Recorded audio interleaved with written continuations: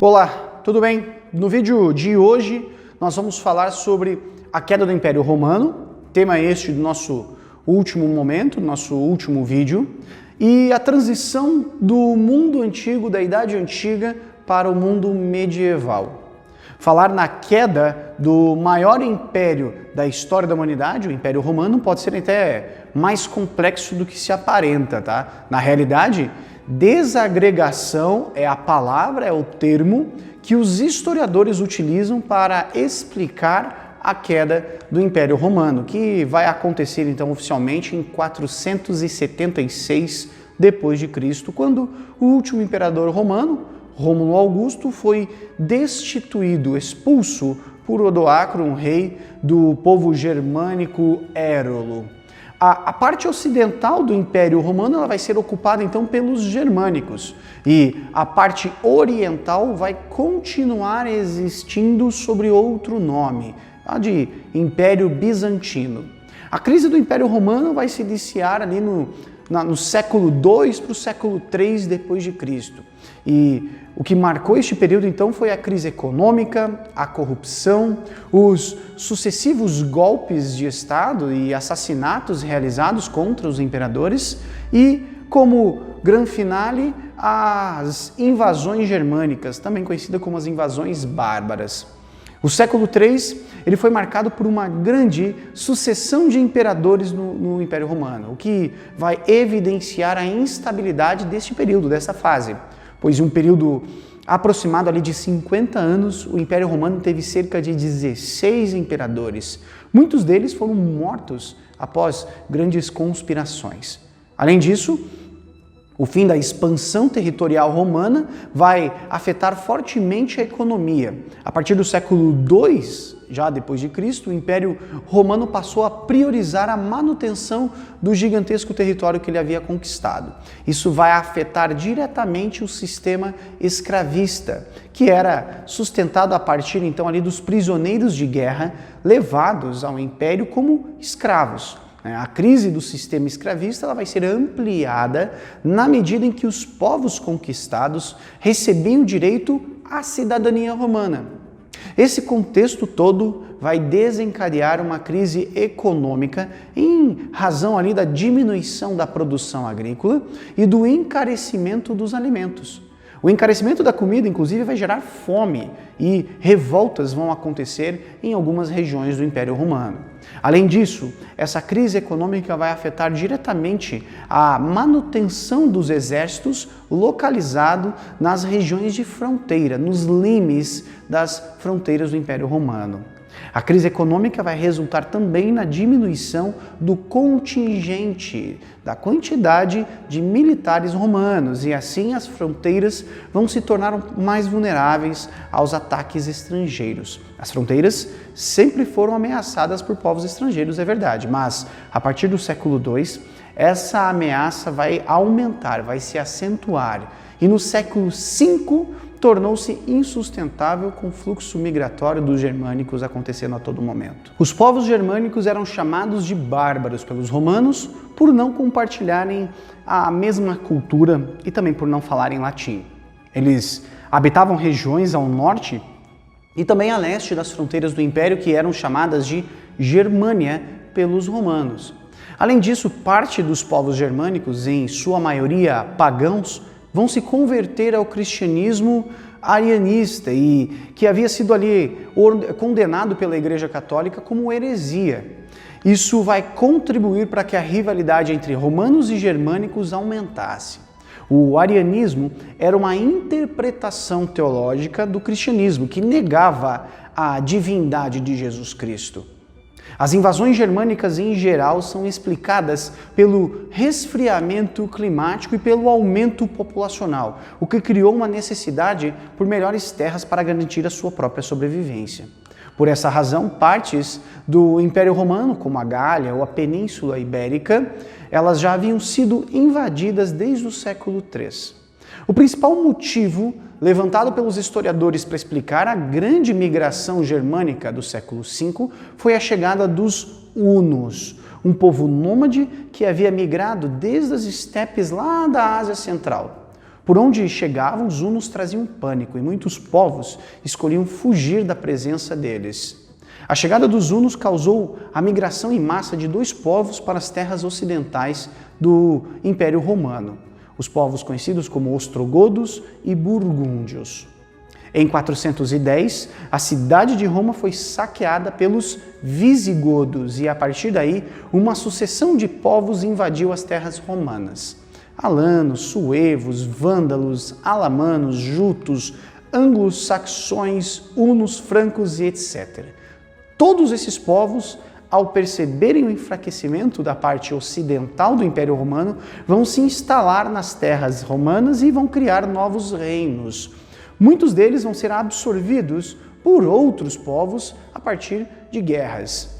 O Império Romano do Ocidente vai agonizar até 476, quando a cidade de Roma foi invadida pelos Érulos e o último imperador romano foi expulso, destituído do poder. O estabelecimento dos povos germânicos nas antigas terras romanas vai levar então ao surgimento de vários novos reinos, que originaram então as nações modernas que nós conhecemos na Europa. As transformações que aconteceram nesses processos resultaram na formação das características que definiram a Europa no auge da sua fase medieval. Falando em período medieval, a crise do Império Romano do Ocidente desencadeou então o nascimento de um novo sistema e de uma nova forma de economia baseada no processo de ruralização, o chamado sistema feudal. A mão de obra escrava disponível naquela época era muito grande, mas não se podia usufruir do seu baixo custo de produção. Por isso, os grandes senhores começaram então a arrendar as suas terras para obter então dela o seu sustento. A economia agrária se consolidou ainda mais quando as atividades comerciais vão se desvalorizar. Foram então desenvolvidas técnicas agrícolas com baixa produtividade, sem excedentes ou colheitas expressivas. As terras férteis vão se dividir então entre manso senhorial, domínio ou área ali que pertencia aos senhores feudais, manso servil, que eram as terras arrendadas para a produção agrícola dos camponeses, e o manso comum, que eram terras para todos os moradores do feudo ali produzirem. Eles faziam a rotação das culturas para prolongar então a vida útil das áreas agrícolas e basicamente 2/3 das terras eles vão fazer colheitas de culturas diferentes, vão deixar descansar então o outro terço e vão ficar revezando para aumentar então o tempo útil ali do solo. A economia feudal ela vai ser essencialmente agrária e com técnicas muito precárias.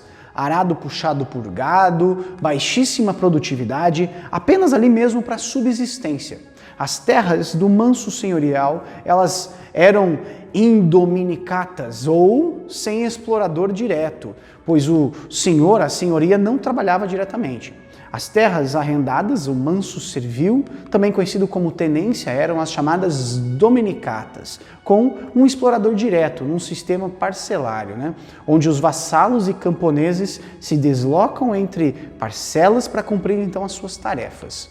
No manso comum, nas terras comunais, a posse era coletiva das terras, bosques, pastagens e etc. Esse sistema de economia feudal ele era fechado e fez as atividades comerciais retraírem nos séculos 6, 7, 8 até o 9. A partir então somente do século 10 e 11, porém que vão ali ocorrer novos desenvolvimentos comerciais e a urbanização vai querer retornar, com as quais o feudalismo ali era incompatível, Somente por conta de doenças, guerras, etc., no século 14 e 15 é que a economia feudal vai entrar em crise.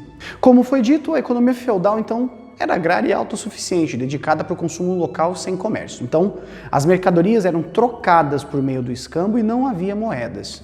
Sua atividade principal vai se desenvolver em meio a um sistema social estamental, de camadas sociais, sem mobilidade entre reis, clero, nobres e servos.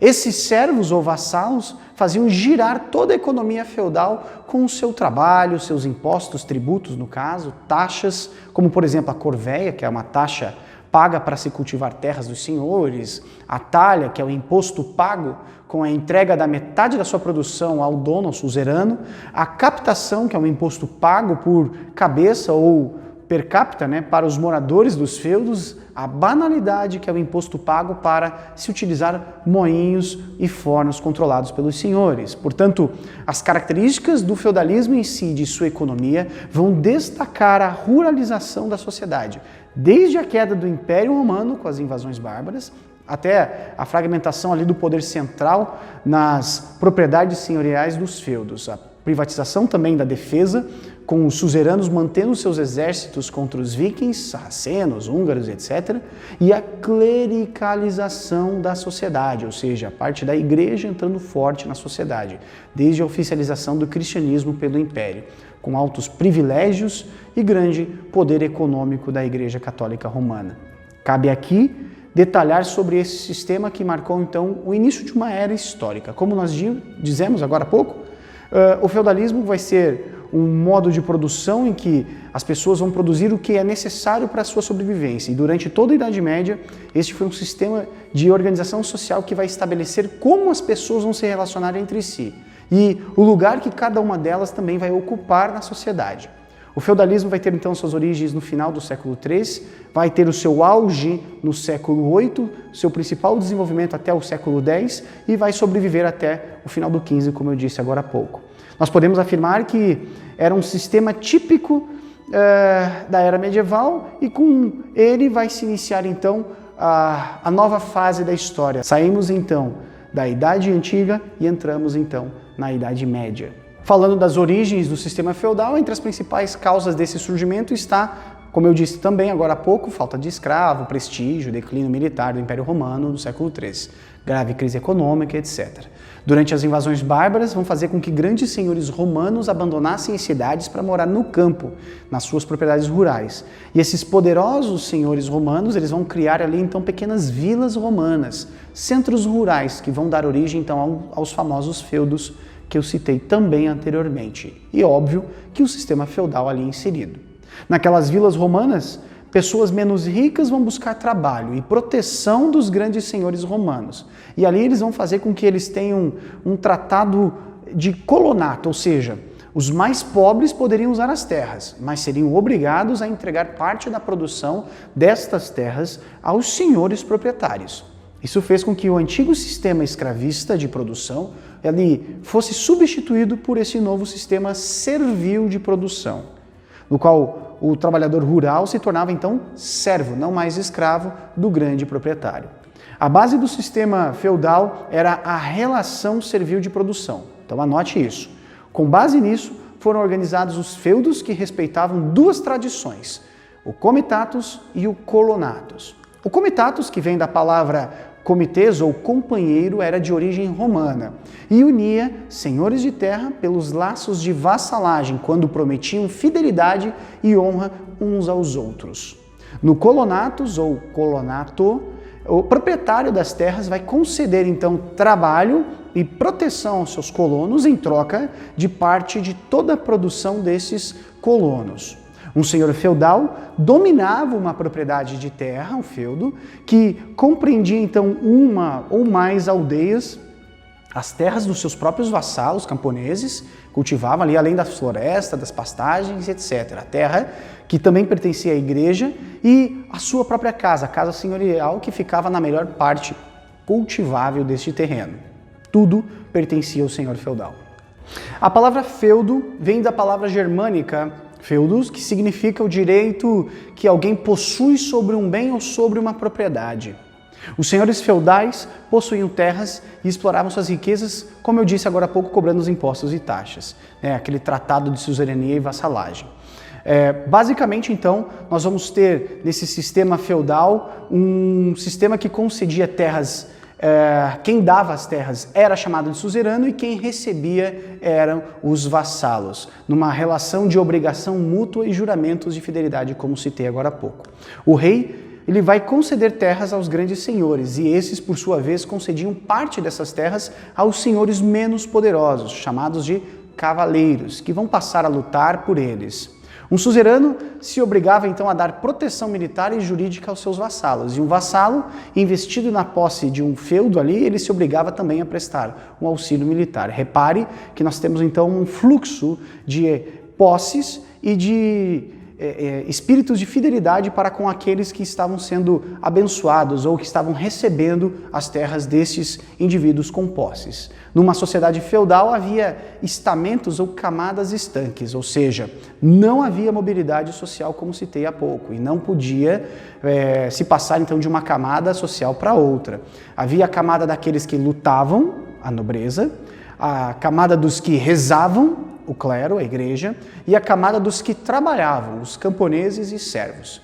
Com diferentes componentes, os servos que trabalhavam nos feudos não podiam ser vendidos como escravos, nem tinham a liberdade de deixar as suas terras onde eles nasceram.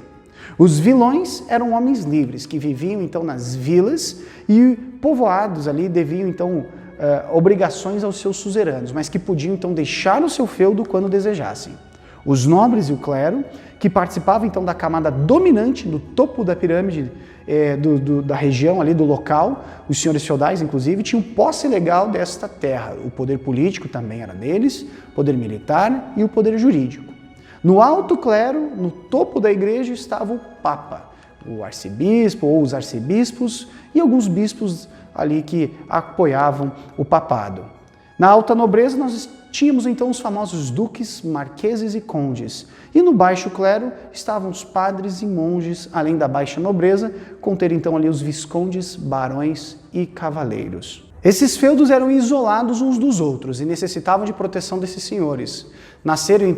Os feudos nasceram sob medo daquelas invasões bárbaras sofridas que vão causar o final do Império Romano, e os povos que formavam esses novos feudos eram povos das antigas conquistas dos romanos e vão passar a se organizar em reinos, condados, povoados isolados para se protegerem dos invasores estrangeiros.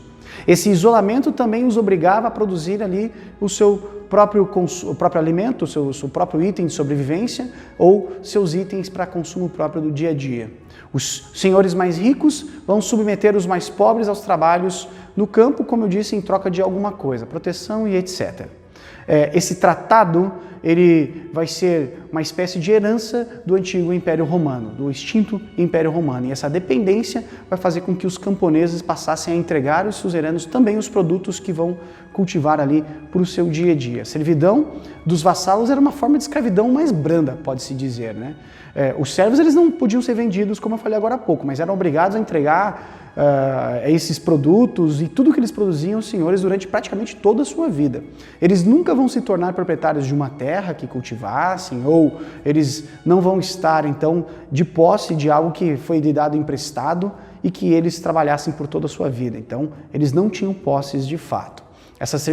Inclusive, essa servidão passava de pais para filhos, tá? Perpetuando essa relação de dependência e de proteção por gerações. Por fim, cabe aqui também ressaltar individualmente os impostos que eu comentei agora há pouco, que eles pagavam ali durante o período feudal.